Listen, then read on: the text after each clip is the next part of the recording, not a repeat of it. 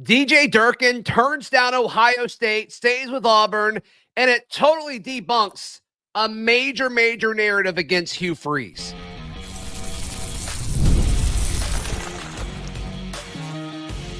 You are Locked On Auburn, your daily podcast on the Auburn Tigers. Part of the Locked On Podcast Network, your team every day. Yes, welcome on into Locked On Auburn, your daily Auburn Tigers podcast. Thank you so much for making Locked On Auburn your first or second listen every single day. This is a bonus edition of the show. Ben Taylor of the Auburn Network, of course, and the host of Auburn Opelika this morning, hanging out with us today. Ben, earlier this week, we saw DJ Durkin, Auburn's defensive coordinator. News broke he signed an extension to stay with the Auburn Tigers through the 2027 season, which would be outstanding if he's here that long. The extra layer of this is Auburn kind of holds off Ohio State, the defending national champs. They call DJ Durkin. You know, did Durkin use some of it for leverage? Maybe. It doesn't matter. The fact is, he chose Auburn over Ohio State. And this is important for several reasons. One, DJ Durkin is a great defensive coordinator. What he did with Auburn's defense last year, despite the situation that the defense was put in consistently, thought he was solid. But also, there's a narrative going on, and it's been going on since Hugh Freeze got here. Oh, sure, the recruiting's going fine, but wait till everybody leaves. Oh, sure, all these coaches can recruit Super Bowl, but just wait till Hugh Freeze starts losing and everybody leaves.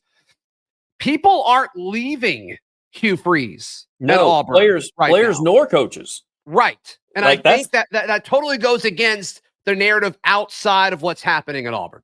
Everybody outside of Auburn University, but even Auburn fans I see on social media will say, well, we're going to lose this person or we're going to lose that person. Or when it gets coaching time, I'm sure when it leaked that Ohio State was even talking to Durkin, they were like, man, a defending national title, or defending national champion, calling your defensive coordinator, probably offering him. I mean, if they can offer players $3 and $4 million a year, why can't they offer a coach $3 or $4 million a year? Sure. And then DJ Durkin decides to kind of stay loyal. And like you said, some people said possibly leverage. No, I genuinely think he's happy here. I also genuinely think there's a bit of loyalty there because he was a hire that a lot of people did not want Auburn to hire because of quote unquote history. And Hugh Freeze gave him a chance. He's proven how well he can do with, I'm not going to say empty stable because there were some athletes on that side of the football, but definitely a hindered stable, if you will, before he's able to get all his guys in and get a full body of work to play with. And so, yeah, I'm fascinated that people continue to say that Hugh Freeze is going to be losing people, whether it's Zach, it's even going as far as like to say office staff, and that's not the case. I mean, it's coaches, players, office staff, but they're all hanging around and they're kind of buying in, and they seem to like what the future holds at Auburn. And now that's pretty much proven with a guy that, let's call it what it is. He could probably go be a head coach somewhere too if he didn't want to be a DC. Durkin, the past stuff, with what happened at Maryland, right. That's always going to kind of be a knock against him for the rest of his career. But yeah, but if the defending national champion's wanting you, that must show that they're not buying into that. It's only an issue when Auburn wants them. Like when Saban reached out or whatever, it wasn't a big deal. When he went to A&M, it wasn't a big deal. And then, of course, when Ohio State calls, it's not a big deal. So, but when Hugh Freeze wants him, it's a big deal. Right. Right. Then everybody comes out of the woodwork and it's like, oh, what are you doing? How could you give him a second chance? And it's like, this isn't a second chance. Other people have hired him since then. Like, it doesn't even make sense. The report comes from Brian Stoltz of Rival, says reason for DJ Durkin's raise and extension per sources is because Ohio State came in with an offer trying to pry him away from Auburn. And was it a bidding war? Like, I don't know. Like, was Ohio State ready to pay him $2.5 million? I think so. You got to think it's close, even if it's close. I mean, this is a guy who was making like $1.2 million last year, and you got to assume it was more than that.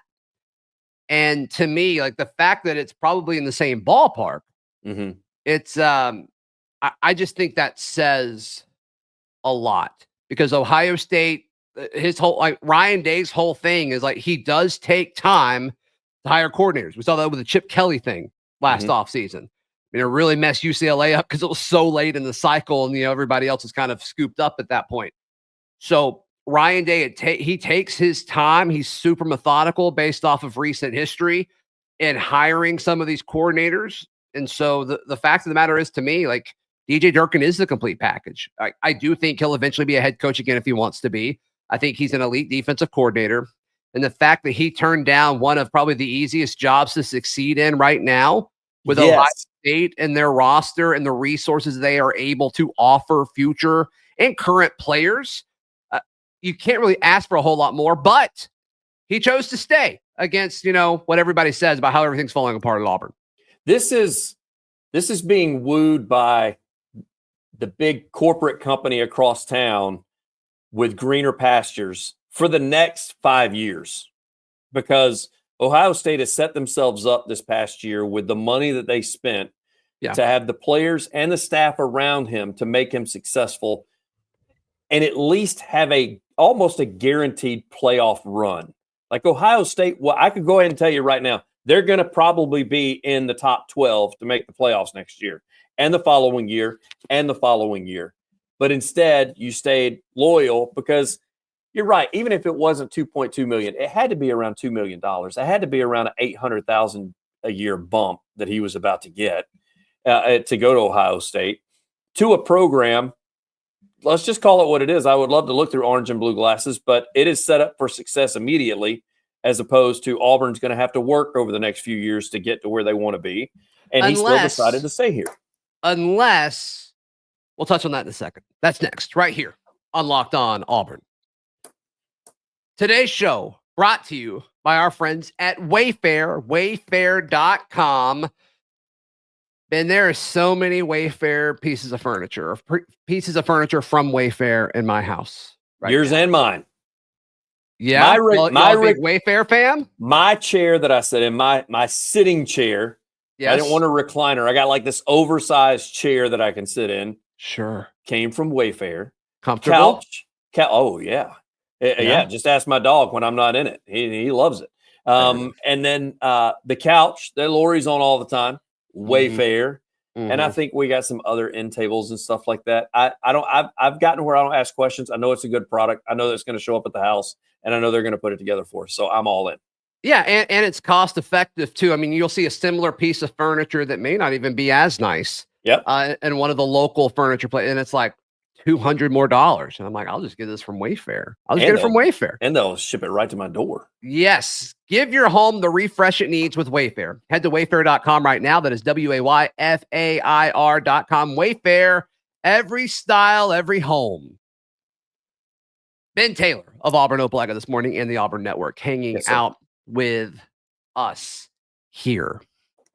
You talked about the timing. Like, if DJ Durkin would have been able to go to Ohio State, you got to assume that they're going to be able to compete for a national championship again next year, given the talent, given the NIL and all of that. I'd say the next couple of years. They will be bumping in the top 12 the next couple of years. They should. I mean, they're one of the biggest brands in college football.